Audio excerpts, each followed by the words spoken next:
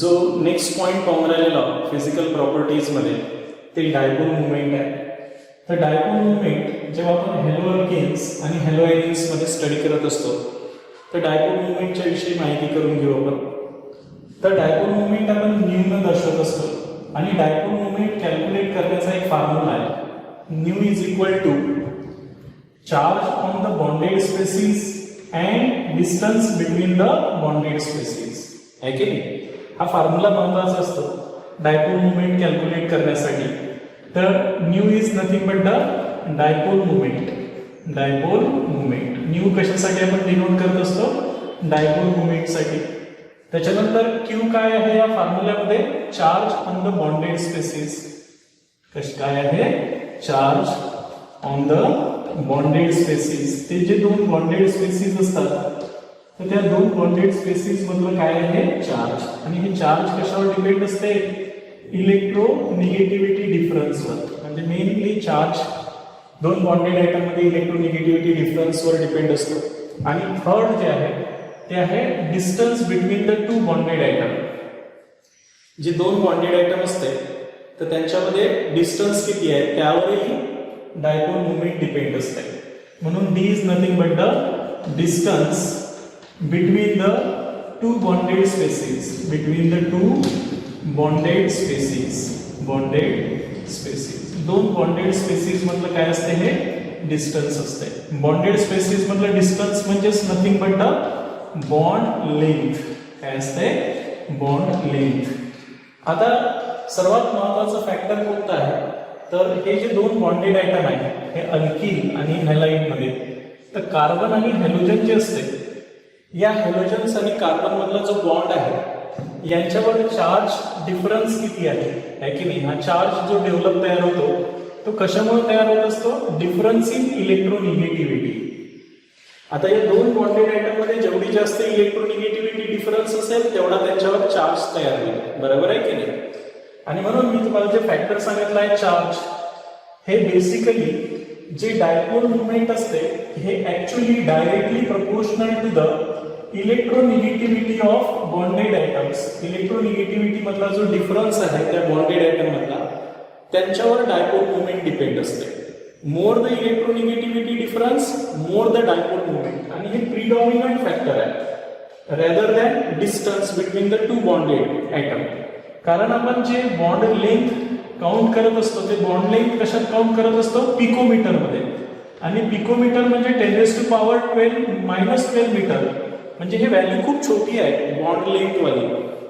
आणि bond length वाली value जर खूप छोटी असेल तर यांच्यामध्ये बॉन्ड लेंथ चेंज झाल्यामुळे खूप काही मेजर इफेक्ट पडणार नाही डायपोल मुवमेंटवर.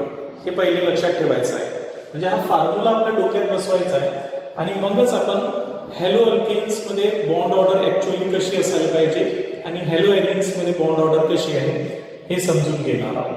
सॉरी, बॉन्ड ऑर्डर नाही, डायपोल मुवमेंट कशी असणार आहे हे आपल्याला समजल्यानंतर आपण यामध्ये डायपोल मुवमेंट हॅलो अल्केन्स मध्ये आणि हॅलो एलियन्स मध्ये कशा प्रकारचे असणार आहे ते समजून घेणार आहोत.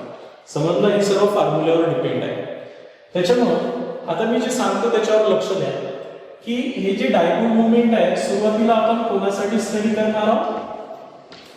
हॅलो अल्केन्ससाठी. कोणासाठी? हॅलो अल्केन्स मध्ये बॉन्ड डायपोल मुवमेंट स्टडी करणार आहोत. तर हॅलो अल्केन्स मध्ये किंवा त्यालाच आपण अल्किल हॅलाइड्स म्हणतो, तर यांच्यामध्ये जी डायपोल मुवमेंटची ऑर्डर आहे तर ती डायपोल मुवमेंटची ऑर्डर कशी असायला पाहिजे ते पाहू आपण.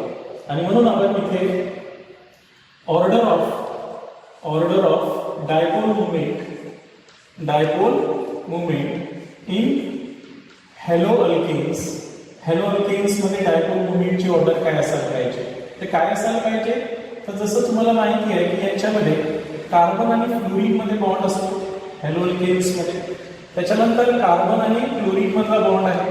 त्यानंतर कार्बन आणि ब्रोमीन मध्ये बॉन्ड आहे. आणि कार्बन आणि आयोडीन मध्ये जे बॉन्ड आहे ना, तर या बॉन्ड मध्ये चार्जचा डिफरन्स किती आहे म्हणजे इलेक्ट्रोनिगेटिव्हिटी व्हॅल्यू किती डिफरन्स आहे त्याच्यावर त्याची बॉन्ड ऑर्डर एक्सपेक्टेड असेल आपल्याला. बघा, लक्षात ठेवायचं आहे की सर्वात जास्त इलेक्ट्रोनिगेटिव्हिटी कोणाची असते? फ्लोरीनची, जी मॅक्झिमम असते 4 आहे की नाही, आणि कार्बनची असते 2.3. तर सर्वात जास्त चार्ज कोणावर येणार आहे? कार्बन आणि फ्लोरीनवर आहे ना. त्यामुळे आपण जर एक्सपेक्टेड बॉन्ड ऑर्डर जर पाहिली, एक्सपेक्टेड बॉन्ड ऑर्डर नाही, एक्सपेक्टेड डायपोल मुवमेंट जर स्टडी केली आपण, एक्सपेक्टेड डायपोल मुवमेंट जर आपण यांच्यामध्ये स्टडी केली तर तुम्हाला लक्षात आलं असेल की मिथिल फ्लोराईडची बॉन्ड काय असायला पाहिजे? डायपोल मुवमेंट सर्वात जास्त असायला पाहिजे. त्याचं कारण काय की हा जो चार्ज म्हणजे इलेक्ट्रोनिगेटिव्हिटी डिफरन्स जास्त असल्यामुळे चार्जची व्हॅल्यू जास्त राहील. त्याच्यानंतर कोणाचं असायला पाहिजे? मिथिल क्लोराईड, त्यानंतर मिथिल ब्रोमाइड आणि त्यानंतर सर्वात कमी डायपोल मुवमेंट असायला पाहिजे मिथिल आयोडाइड. हे एक्सपेक्टेड आहे कारण आपल्याला माहिती आहे की dipole movement is directly proportional to the electronegativity difference between the bonded atom. More the electronegativity difference, more the charge on the bonded atom. Okay, आणि charge is the predominant factor to decide the dipole movement in the molecules. Whereas distance means bond length is also the factor to decide the dipole moment, but the bond length is calculated in picometer and picometer value is very small. That's why expected order आपल्याला अशी आहे, but actual order बघा लक्षात ठेवायचं आहे. Actual order of dipole moment ची actual order याची कशी आहे माहिती आहे का? हे जे क्लोराईड आहे मिथिल क्लोराईड यांची डायपोल मुवमेंट मिथिल फ्लोराईड पेक्षा आणि मिथिल फ्लोराईडची पेक्षा जास्त कमी कोणाची आहे? मिथिल ब्रोमाइड आणि मिथिल आयोडाइड.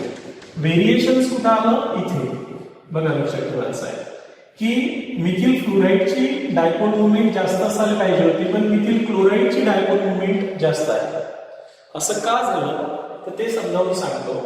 बिकॉज त्याचं कारण सांगितलं पाहिजे आपण.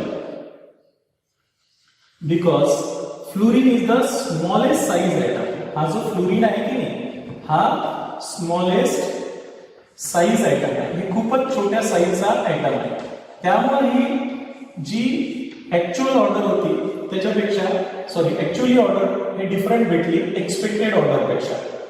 म्हणून आपण जे म्हणतो की हा जो कार्बन आणि फ्लोरीन मधला बॉन्ड आहे खूपच छोटा बॉन्ड असणार आहे. जास्त इलेक्ट्रोनिगेटिव्हिटी डिफरन्स असल्यामुळे आणि स्मॉलर साइज असल्यामुळे it is the shortest bond. whereas as compared to this the carbon chlorine bond length is much more greater than the carbon fluorine. Therefore the distance factor in this carbon chlorine bond is more than that of the carbon fluorine bond, and hence the methyl chloride has the dipole moment greater than that of the methyl fluoride. methyl chloride ची dipole moment ही methyl fluoride च्या dipole moment मुळे त्याच्यामुळे change झाली आहे. Due to the smaller size of fluorine ॲटमची एकदम smallest size असते. हे तर झालं आपलं कोणासाठी? हॅलो अल्केन्ससाठी. आता हॅलो अल्केन्स मध्ये जी डायपोल मुवमेंट आहे, आता हे डायपोल मुवमेंट हे वेक्टोरियल क्वांटिटी आहे म्हणजे वेक्टर सम आपण हे कॅल्क्युलेट करत असतो ऍक्च्युअली. बरोबर आहे. तर ऍक्च्युअली जी डायपोल मुवमेंट असते हे तुम्हाला आता सांगितलं आहे की दोन फॅक्टरवर डिपेंड आहे, पण चार्ज हे प्रिडॉमिनंट फॅक्टर आहे आणि चार्ज ऍक्च्युअली कोणावर डिपेंड असते? इलेक्ट्रोनिगेटिव्हिटी डिफरन्सवर. इथपर्यंत समजलं मी काय म्हटलं आहे ते. आता आपण हॅलो एरिन्स मध्ये पाहूया. हॅलो एरिन्स मध्ये काय असतं? हॅलो एरिन्स म्हणजे जे एरोमॅटिक हॅलाइड्स आहेत तर यांच्यामध्ये डायपोल मुवमेंटची व्हॅल्यू आपण स्टडी करणार आहे की नाही. तर यांच्यामध्ये जे डायपोल मुवमेंटची ऑर्डर दिली गेलेली आहे, the dipole movement of haloarenes are lies in the following order and they have actually dipole moment less than that of the alkyl halides. जे aryl halides असतात ते या aryl halide ची dipole moment हे actually म्हणजे हे लेस polar असतात. सरळ dipole moment ची व्हॅल्यू कमी असते aryl halide ची कोणापेक्षा? alkyl halides पेक्षा, आणि म्हणून हे लेस पोलर असतात. तर यांची जी डायपोल मुवमेंट ची व्हॅल्यू आहे तर फ्लोरोबेन्झीन आपण आता इथे पाहू की फ्लोरोबेन्झीन जे दिलेलं आहे आपल्याला, फ्लोरोबेन्झीन जर घेतला आपण बेन्झीनवर फ्लोरीन, त्यानंतर क्लोरोबेन्झीन, त्याच्यानंतर ब्रोमोबेन्झीन आणि आयोडोबेन्झीन. तर यांची जर आपण डायपोल मुवमेंटच्या व्हॅल्यू स्टडी केल्या, लक्ष द्यायचं, तर हे जे ब्रोमोबेन्झीन आहे आणि आयोडोबेन्झीन आहे यांची डायपोल मुवमेंटची व्हॅल्यू ऑलमोस्ट नियरली सेम आहे, 1.70 डी/, एवढीच आहे. ठीक आहे. आणि जे फ्लोरोबेन्झीनची व्हॅल्यू आहे तुमची ती आहे 1.60 डी/, अँड क्लोरोबेन्झीनची जी व्हॅल्यू आहे तुमची ती आहे 1.69 डी/. आता इकडे लक्ष द्या, इथे जी फ्लोरोबेन्झीन आहे,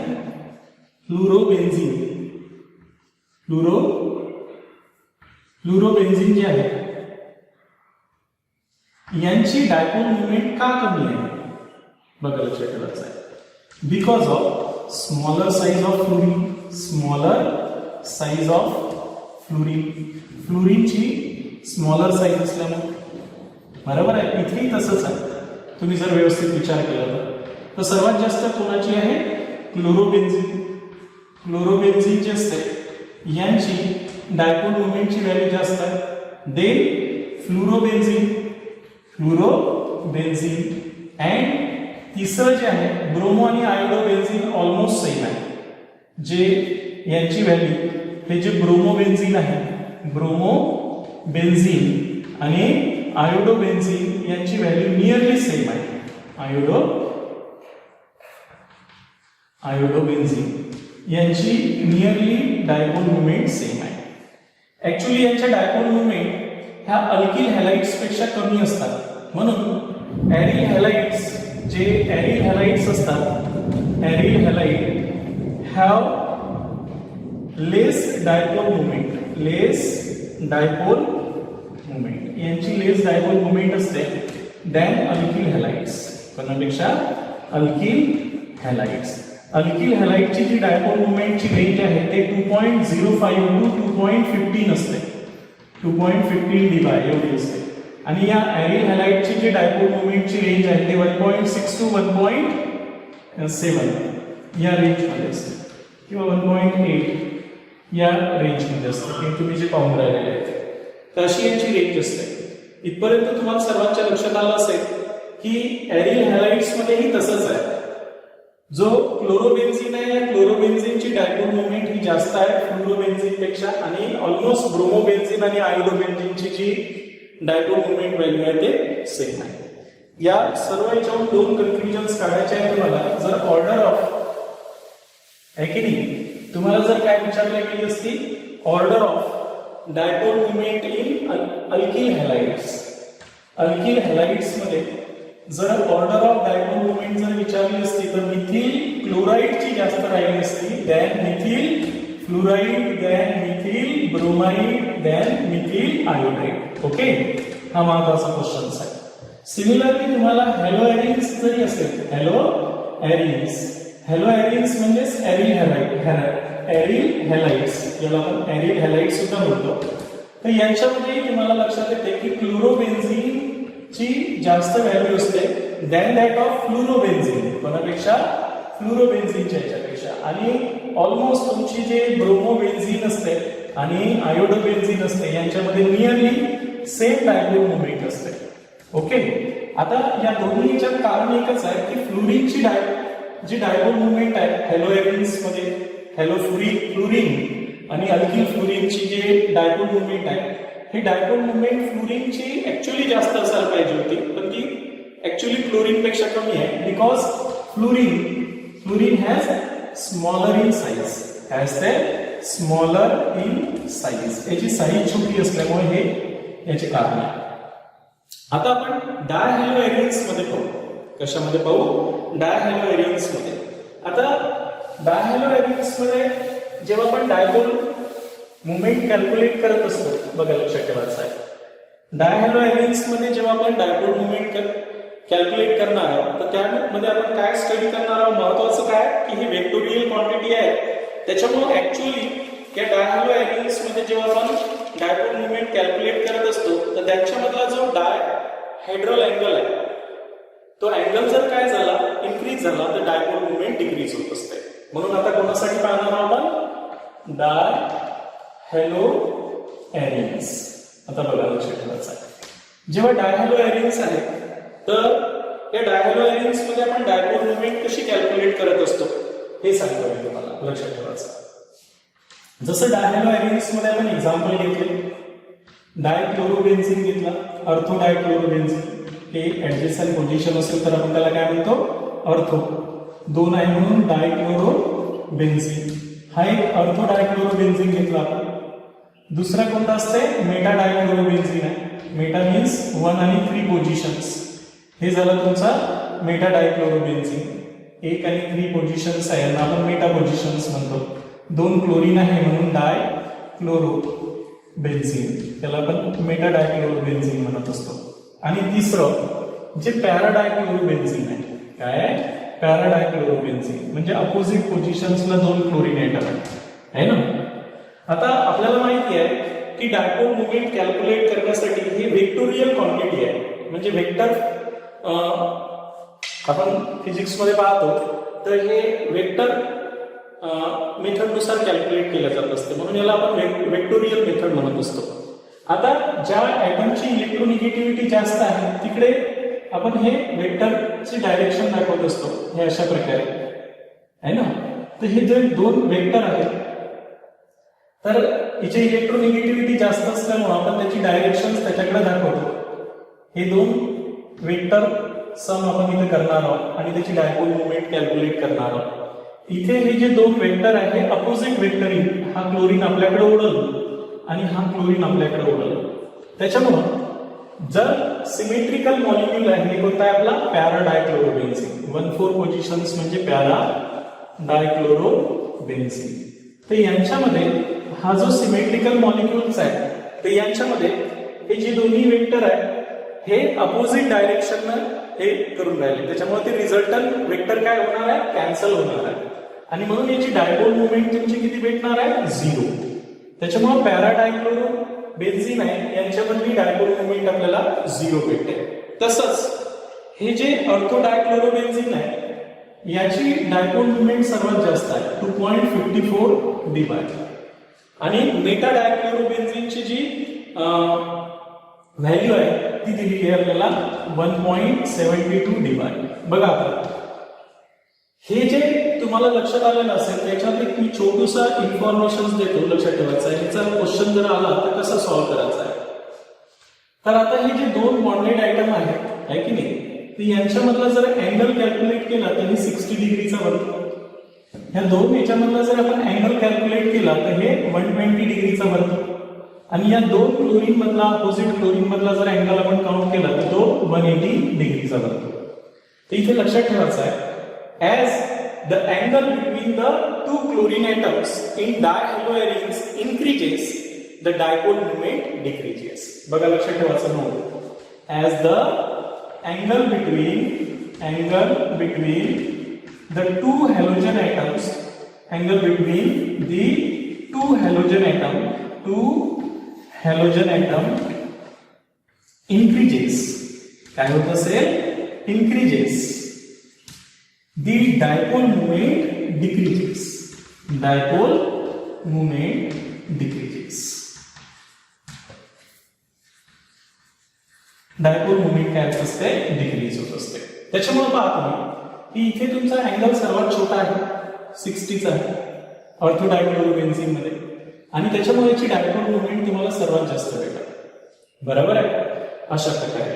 Whereas in para the dipole moment is 0 because these 2 chlorine atoms cancel their vector factors. हे वेक्टोरियल क्वांटिटीने कॅल्क्युलेट करत असतो आपण. तर इथे हे दोन्ही एकमेकांना काय करतील, कॅन्सल करतील. त्याच्यामुळे याची वेक्टर सम किती येणार आहे, 0. ऍक्च्युअली जे डायपोल मोमेंट आहे ते रिझल्टंट डायपोल मोमेंट कॅल्क्युलेट करण्याचा एक फॉर्म्युला आहे. बघा, resultant dipole moment square root of μ1 square dipole moment of first, μ2 square plus 2 into μ1 plus μ1 into μ2 cos theta. तर हे जे थीटा आहे, angle between the 2 bonded items, तर यांच्यावरून आपण काय करणार आहोत, ऍक्च्युअली यांची डायपोल मोमेंट डिपेंड असते. म्हणून मी एक डायरेक्ट स्टेटमेंट लिहिलेला आहे. म्हणजे याचा कोणताही ऑब्जेक्टिव्ह जर सोडवायचा असेल तर तुम्ही सरळ काय म्हणसाल तर angle between the two halogen atoms are increases, the dipole moment goes on decreases. त्याच्यामुळे याच्यावरचे जे क्वेश्चन्स येतील तर ते या पॉइंटवर तुम्हाला काय करायचे आहे, सॉल्व्ह करायचे आहे. या फॉर्म्युला त्यांच्या व्हॅल्यू वगैरे पुटअप करायची गरज नाही. डायरेक्ट जर तुम्ही डायपोल मोमेंट कॅल्क्युलेट करतो म्हटलं तर तुम्हाला हे एक स्टेटमेंट लक्षात ठेवायचं आहे. As the angle between the two halogen atoms in dihaloarenes increases, the dipole moment goes on decreases. Okay, तर हे झालं डायपोल मोमेंट. आता यावर मी काही क्वेश्चन सुद्धा तुम्हाला आज सांगणारच आहोत, बरोबर आहे. तर ते क्वेश्चन्स आपल्याला सॉल्व्ह करायचे आहेत. नेक्स्ट आपण जी प्रॉपर्टी स्टडी करणार आहोत डायपोल मोमेंट झाल्यानंतर, नेक्स्ट प्रॉपर्टी आपण स्टडी करू ती आहे डेन्सिटी. कोणती आहे? डेन्सिटी. आता डेन्सिटी जी असते, डेन्सिटी कोणत्याही सबस्टन्सची कशावर डिपेंड असते त्याच्यासाठी आपल्याला डेन्सिटी ऑफ हॅलोअल्केन्स आणि डेन्सिटी ऑफ हॅलोएरिन्स हे जे समजून घ्यायचं आहे. त्यामुळे पहिल्यांदा आपल्याला डेन्सिटीचा फॉर्म्युला लक्षात ठेवायचा आहे. Density is equal to mass upon volume.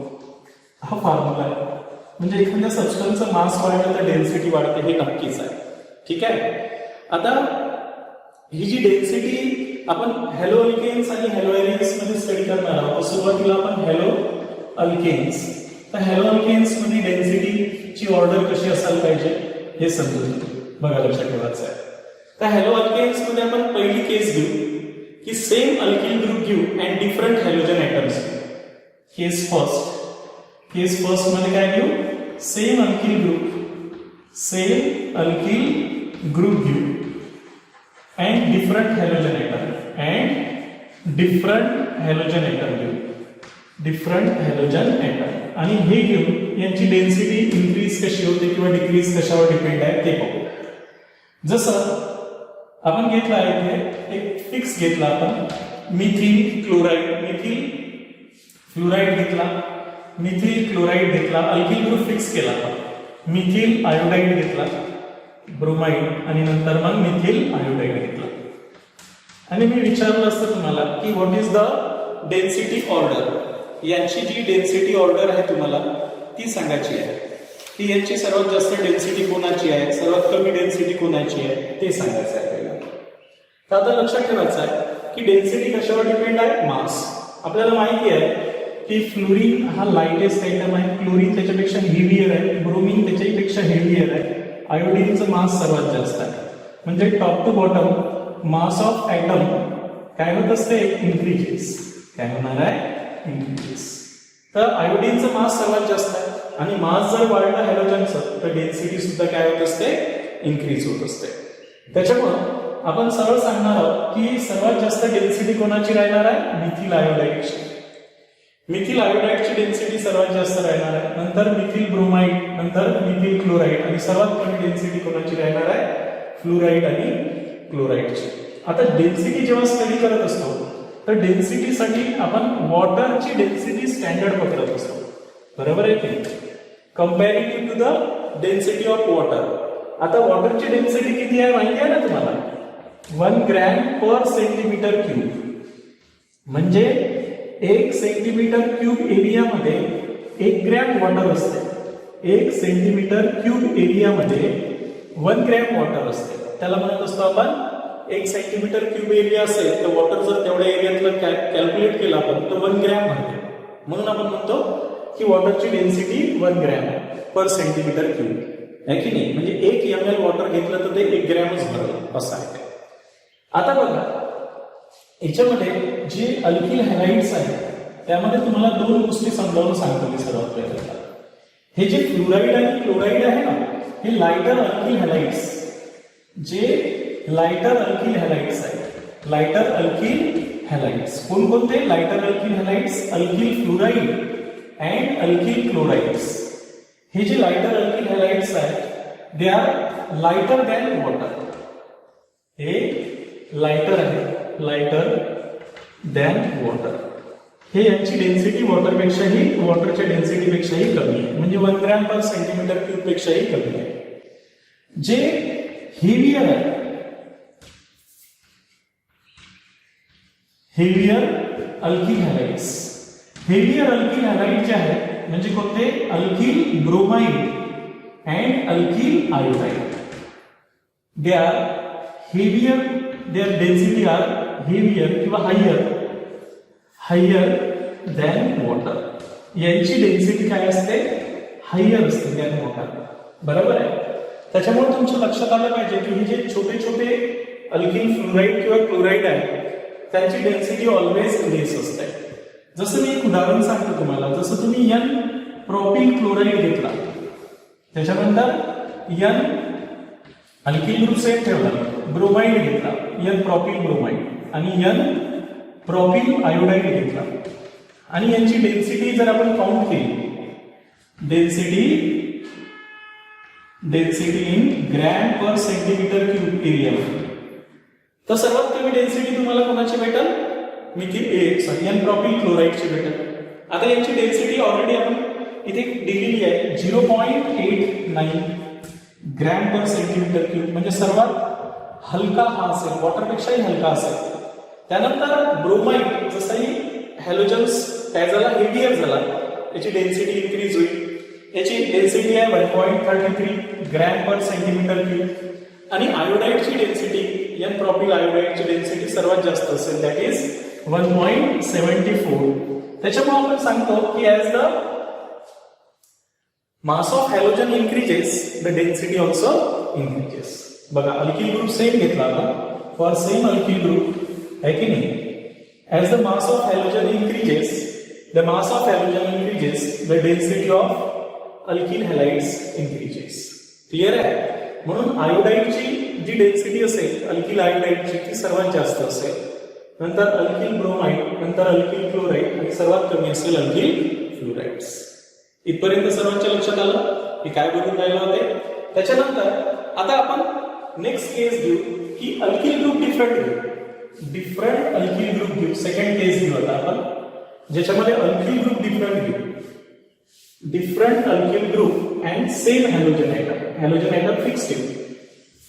बघा दुसरी केस घेऊ आता आपण, डिफरंट अल्किल ग्रुप घेतला आणि सेम हॅलोजन ॲटम सेम घेतला आणि यांच्यामध्ये आपण जर कशाची डेन्सिटीची ऑर्डर स्टडी करतो म्हटलं तर ते कसे भेटतात. फॉर एक्झाम्पल आपण इथे मिथिल आयोडाइड घेतला, एक इथिल आयोडाइड घेतला, त्याच्यानंतर N प्रोपिल आयोडाइड घेतला, आणि N ब्युटिल आयोडाइड घेतला. तर आता डेन्सिटी काय व्हायला पाहिजे? ऍक्च्युली आपल्याला काय वाटतंय, मास इन्क्रीज होते, कार्बनची संख्या वाढल्यामुळे मास इन्क्रीज होते, तर डेन्सिटी इन्क्रीज व्हायला पाहिजे असं वाटतंय आपल्याला. बघा इथे लक्षात ठेवायचं आहे की डेन्सिटी जर आपण पाहिली याची जर डेन्सिटी आपण कॅल्क्युलेट केली, density in gram per centimetre cube आहे की नाही, जर यांची डेन्सिटी कॅल्क्युलेट केली तर इथे लक्षात ठेवायचं आहे, जर डिफरंट अल्किल ग्रुप असेल आणि सेम हॅलोजन ॲटम असेल तर नोट लक्षात ठेवायची आहे, स्मॉलर द अल्किल ग्रुप काय असेल, smaller the alkyl group and heavier the halogen atom have higher density. यांची डेन्सिटी काय असते, सर्वात जास्त असते. स्मॉलर अल्किल ग्रुप पाहिजे आणि हेवियर हॅलाइड्स यांची डेन्सिटी जास्त असेल than that of the larger alkyl group and lower halides. अलग अलग हॅलाइड जरी असते तर जो स्मॉलर अल्किल ग्रुप असेल आणि हेवियर हॅलाइड असेल तर त्यांची डेन्सिटी सर्वात जास्त असते. इथे यांनी आपण काउंट केलेली आहे, त्याची 2.27 ग्रॅम पर सेंटीमीटर क्यूब आहे. इथिलची जर पाहिली आपण तर 1.93 gram per centimetre cube. N propyl आयोडाइडची पाहिली तर 1.74 ग्रॅम पर सेंटीमीटर क्यूब आणि N ब्युटिल आयोडाइडची जर पाहिली तर 1.67 ग्रॅम पर सेंटीमीटर क्यूब. आता इथं अल्किल ग्रुप वाढल्यामुळे डेन्सिटी वाढणार नाही. Smaller the alkyl group and heavier the halogens, larger the density. हे आपल्याला ऑब्जेक्टिव्ह साठी चॉईस करायचं आहे. बघा खूप महत्वाचे पॉइंट आहे ज्याच्यावर ऑब्जेक्टिव्ह विचारण्याची शक्यता सर्वात जास्त असते. क्लिअर झालं. केस नंबर 3 होता. बघा लक्षात ठेवायचा, केस नंबर 3 कोणासाठी, डेन्सिटीसाठी. केस नंबर 3 मध्ये काय करू की नंबर ऑफ हॅलोजन्स इन्क्रीज करू. काय करू? Number of halogens increases. Number of halogen increases. Halogen increases. हॅलोजनची नंबर इन्क्रीज करू तर डेन्सिटी ऑल्सो इन्क्रीजेस. काय होत असते? तर density also increases. Density also increases. Sign दाखवलं मी इन्क्रीज. ठीक आहे. फॉर एक्झाम्पल जसं मी एक एक्झाम्पल मध्ये सांगतो. CH2Cl2 मिथिलीन डायक्लोराइड, क्लोरोफॉर्म, CaCl3 आणि कार्बन टेट्राक्लोराइड. मी जर यांच्यामध्ये तुम्हाला डेन्सिटीची ऑर्डर विचारली असते तर तुम्ही बिंदास सांगितलं असतं की as the halogen number of halogen increases the density also increases. तर कार्बन टेट्राक्लोराइडची डेन्सिटी सर्वात जास्त राहिली असते. जर यांची आपण काउंटही केली असती तर आपल्या नोट्स मध्ये आपण यांची काउंट करून दिलेली आहे की 1.336 ग्रॅम पर सेंटीमीटर क्यूब ही याची असते. क्लोरोफॉर्मची दिलेली आहे 1.48 वाढली बघा 1.48 ग्रॅम पर सेंटीमीटर क्यूब. आणि कार्बन टेट्राक्लोराइडची सर्वात जास्त असेल 1.59 ग्रॅम पर सेंटीमीटर क्यूब. तर as the number of halogen atoms in the alkyl halides किंवा halo alkanes increases the density also increases. यावर हमखास क्वेश्चन्स विचारण्याची शक्यता आहे तुम्हाला, आहे की नाही? म्हणजे तुम्हाला जर असे क्वेश्चन्स दिले असतील, बघा लक्षात ठेवायचं आहे की एक मिथिल ब्रोमाइड दिलेला आहे ना. सपोज एक सेकंड दिलेला आहे तुम्हाला एन प्रॉपिल ब्रोमाइड. तिसरा दिलेला आहे तुम्हाला एन ब्युटील ब्रोमाइड. काय दिलेला आहे? N butyl bromide. आणि फायनली दिलेला आहे तुम्हाला methyl iodide. Which of the following has the highest density? तर मी तुम्हाला सेकंड पॉइंट सांगितला होता स्मॉलर अल्किल ग्रुप. काय सांगितला होता? स्मॉलर अल्किल ग्रुप, ज्याच्यामध्ये अल्किल ग्रुप स्मॉलर असेल है ना. And smaller alkyl group and heavier halogen atom have higher density. त्यांची काय असते? हायर डेन्सिटी असते. They have higher density. त्याच्यामुळे करेक्ट आन्सर कोणता नाही तुमचं? Methyl iodide. क्लिअर झालं मी काय सांगितलं आहे ते? कोणाला याच्यात डाऊट आहे? मी जे आतापर्यंत समजावून सांगितलेलं आहे ते. तर इथे या फिजिकल प्रॉपर्टी आपल्या आपण पाहिलेली आहे कोणती? डेन्सिटी. आता यावर काही क्वेश्चन सुद्धा मी तुम्हाला आता प्रोव्हाइड करतो. तर ते क्वेश्चनही आपण डिस्कशन्स करू. पहिले तर मी तुम्हाला टेस्ट देतो आणि ती टेस्ट तुम्ही सोडवा आणि ते टेस्ट सोडवल्यानंतर त्या क्वेश्चनचे आपण डिस्कशन्स करू. बरोबर आहे? त्याचं आन्सर असं का आलं? तर आपण हे थेरी पाहिलेलीच आहे, त्याच्यामुळे थेरी लेक्चर्स तुम्हाला नक्की डबल पाहायचे आहे. आणि ते पाहिल्यानंतर तुमच्या लक्षात येऊन जाईल की आपल्याला कोणत्याही क्वेश्चनचा आन्सर सांगता येईल. ओके.